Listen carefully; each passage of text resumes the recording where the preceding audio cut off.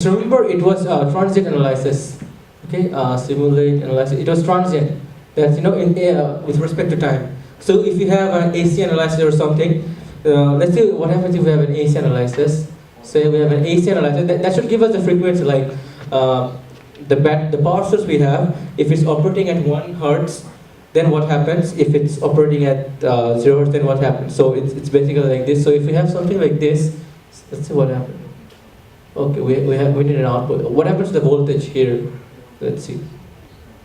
Okay, so it remains same actually. Okay, this thing remains same because this is just a resistive circuit. So with frequency it doesn't change. But let's say we want to see if really something happens. Let's place a capacitor. Okay, that affects AC circuits. So we place a capacitor that should come from basic. Okay, this one. So let's just put this one. Okay. So let's have a capacitor in the middle. Let's see. Okay. Let's connect it to the middle of the two resistors. Okay, it's connected. I think it's so messy. Let's take this. Okay. So,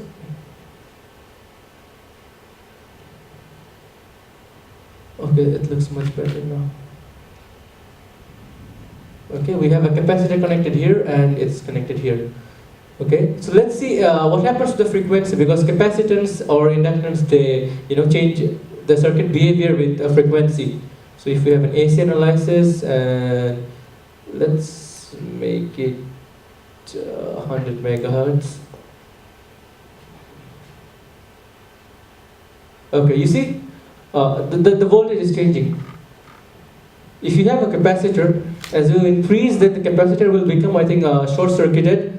That resistor won't work, and the magnitude will change from 1 to, it comes down to something.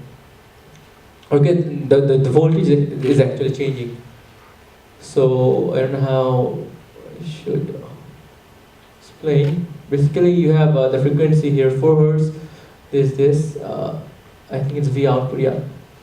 So V output is changing from one, so I don't know why it's showing 1, but basically this is the trend. You can see the trend that it's actually changing. This thing will change.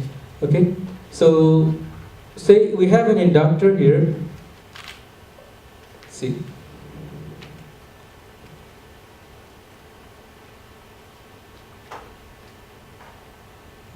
We have inductor now. Jump, I think.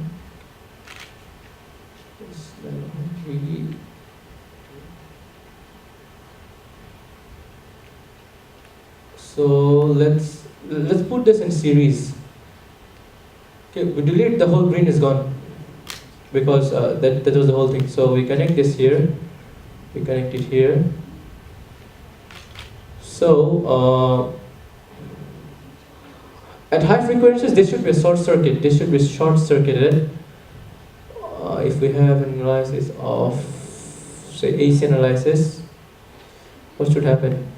Yeah, I think the magnitude it remains same, but the phase changes. You see, the phase changes. So there is a change in behavior. If you really want to see how it changes, then maybe I think you get the idea of.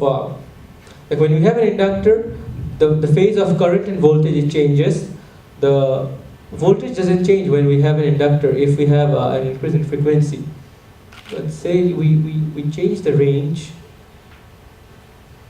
100 gigahertz. Okay, now you see, if we have 100 gigahertz, the magnitude remains constant until some megahertz. But when you go to gigahertz, like very high frequency, it will change. Okay, the magnitude, it shows there's a change from here to there. Okay, so basically we're seeing like how the inductor affects on everything, and we're getting the graphs, everything. Okay, so this was just getting the behavior of this part. So if we have an inductor here, let's see the phase change. Let's delete this one. Okay, let's connect this one. directly.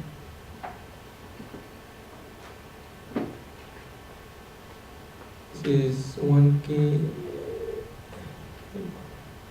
Let's make it 100. Okay. So we have an inductor here, and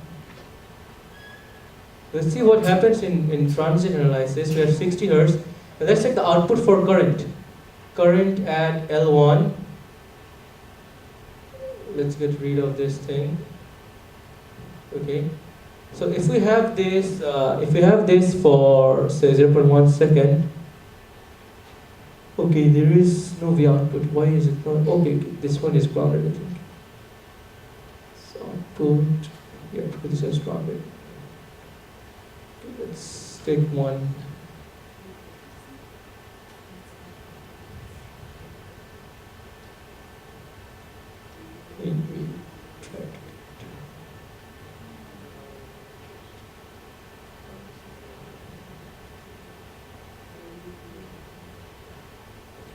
Let's see if there is any change or something.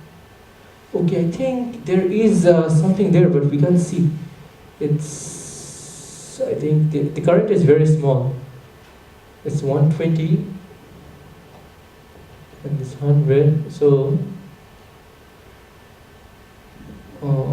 transient. Let's get the current out. Yeah, see now we can see the red one here. Okay, this is just the voltage. Can we get the current, delete? Okay, so they don't have. Okay, this one is the voltage. Let's see if we can have the current. Yeah, see, it's like 1 point something. That's the current. So when you put it together, this one and this one, you don't see, because this is like 100 something, and this is like 1 point something. So you don't actually see. You don't see the difference. I think if you increase this one, it's going to change.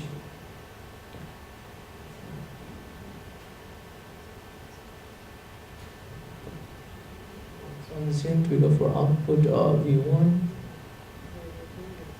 It's the same. Okay, let's just change it to say 10.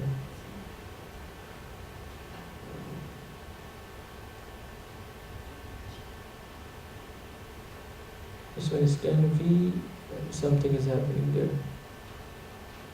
Okay. Still much. So the current is very less, but you can see this one is actually out of phase. If I want to, let's see, if I can zoom. Okay.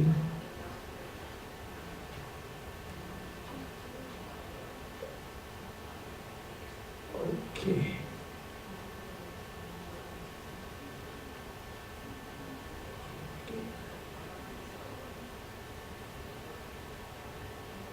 Okay, I still don't know how to get this one. I think if I increase the inductance to something, 6.h for P.